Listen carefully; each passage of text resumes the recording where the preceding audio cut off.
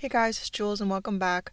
How's everybody doing? I'm in the final stretch of university and it doesn't feel bittersweet. It doesn't feel like sad. I just need it to happen so I can move the heck on. Like, yeah, you could be sentimental about it, but at the same time, those classes took such a toll on my mental health. I don't know how sentimental I can feel about things that destroy my mental health, you know?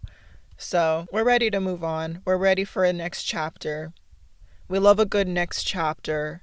We love a good new journey. And that's what this is. I sat down with the president at Disney Channel and I said, we're going to make history.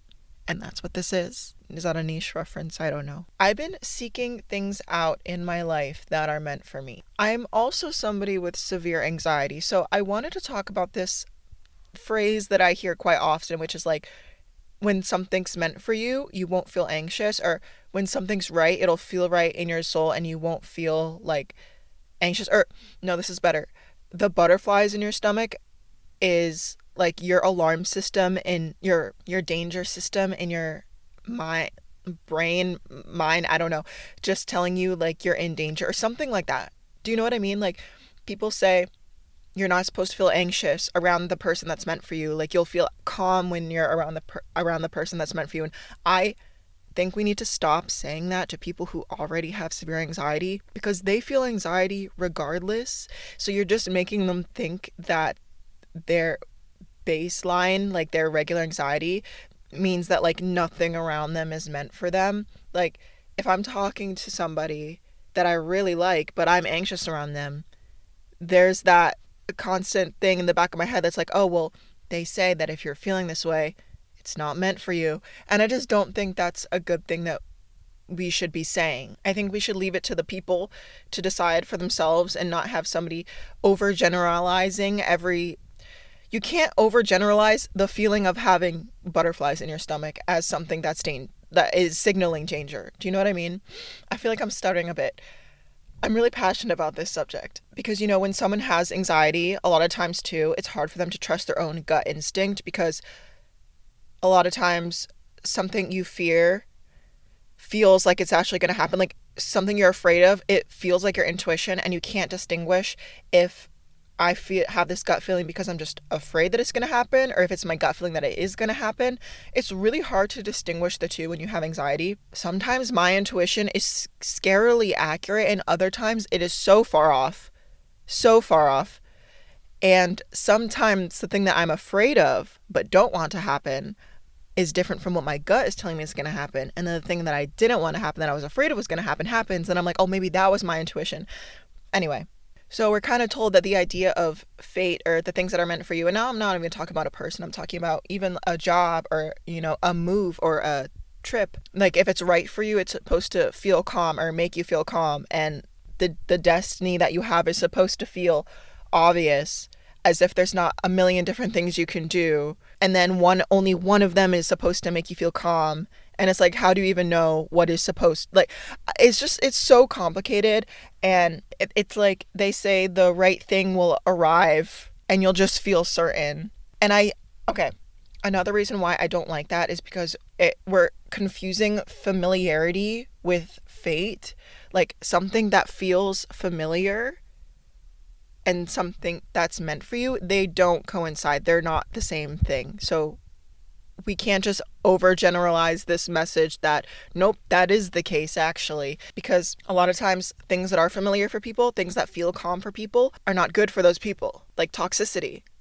A lot of people feel safer in toxic relationships because it's familiar to them. Certain, you know, certain roles in a relationship that are not necessarily healthy but are familiar and make you feel calm. I don't think the nervous system responds to like what's good for you, but more so what it recognizes. So any kind of uncertainty is probably going to make somebody feel anxious, especially if they already suffer from anxiety. And I could speak firsthand experience with this. So I think a lot of times when we're anxious about something new, it's just because it's new. And in a way that uncertain anxiety, it's room for expansion. It's just your body feeling like it's never it's in a situation that it's not used to being in, which a lot of times is supposed to be the case. You're supposed to start, as you grow, being in situations that you're not used to being in. That's what growth is when you are uh, expanding into who you're supposed to be. And for a long time, I followed that sort of rule that, ew, if it's meant for you, you'll feel calm. Like, if it's meant for you, you won't feel anxious. And I believed that for a while, and I think I purposely would take myself out of situations that I probably should have just stayed in. I'm also talking about this because the idea of starting a new job gives me a lot of anxiety. So it makes me think maybe I should just stay in my job that I know that sucks the life out of me. I'm used to it. It doesn't mean that that job is right for me. But the idea of starting a new job that could be right for me gives me anxiety. So in a way, it's like you're clinging to the thing that's not meant for you in order to not feel the anxiety that you're supposed to feel. This is so off topic. This is a complete like opposite direction conversation. I started taking magnesium glycinate for anxiety and distress in general because I was like, if I can't get a new job anytime soon, I cannot stay as stressed as I am at this current job. Like, I need to do something about it. So I started taking magnesium glycinate. I took it for the first time, half a dose before my shift start. It felt like I took a Benadryl. I was like, I don't think I should have taken that right before a shift, but wow. I mean, I was very surprised, and I think that is a very effective form of anxiety or stress relief, and I think everybody should be taking that, but not too much because your kidneys can't really get rid of it that well or at all. Something like that. I'm not a doctor. I'm just trying to help my own mental health and maybe yours too. I don't know. Look into it. Research it if you want. I also started taking iodine. Okay, this is my morning supplements. Every single morning. Vitamin D, chlorophyll, iodine, the collagen, and if I'm feeling crazy, the magnesium. But ever since I started taking the magnesium, now I just want to save it for when I'm feeling anxious. So it's like a quick relief kind of thing. I also took melatonin for the first time the other day. I just started taking these things because I was always afraid to start taking them in the past because I thought that I would be I'm always thinking like, what if I'm allergic to something and I just don't know I'm allergic because I never tried it before? So I assume everything that I haven't tried before I could possibly be allergic to. Don't know how, if it's something that already exists in my body, but I'll leave it to me to have a panic attack over it anyway and feel like my throat's closing regardless. So I took melatonin for the first time the other day. I wanted the crazy dreams that people talk about. I wanted the crazy dreams. The only dreams I had were just my real life, but in my dream. I want to escape when I'm dreaming. I don't want to dream about my work in my dream. But I think it worked to some extent. I took the gummy version, so it was pretty good. Do you guys take melatonin or any supplement? Like, what does it do for you? I'm curious. Ever taken magnesium before? I want to hear your story. Because I never believed that, like, supplements could help anxiety and depression and stress. But when I took that magnesium, I literally felt like that meme that's like, girl, who's gonna be okay? I really felt like life is worth living again.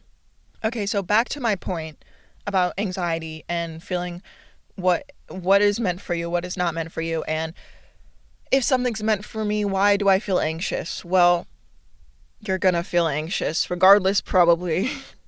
We're living in very scary times in general too, where it's like, how do you even go throughout the day knowing all the stuff that's going on too, and how do you just feel calm about everything that's happening too? So in the world, I wouldn't question if something's meant for you, why do you feel anxious? Because I don't think you can correlate something that's meant for you for having a calm feeling. I think anything that's new and something that you haven't experienced before is going to make you feel some sort of uncomfortableness or discomfort, whichever word you prefer. I don't know if one works better in that sentence. It's just the way that you grow as a person. Growth is not comfortable.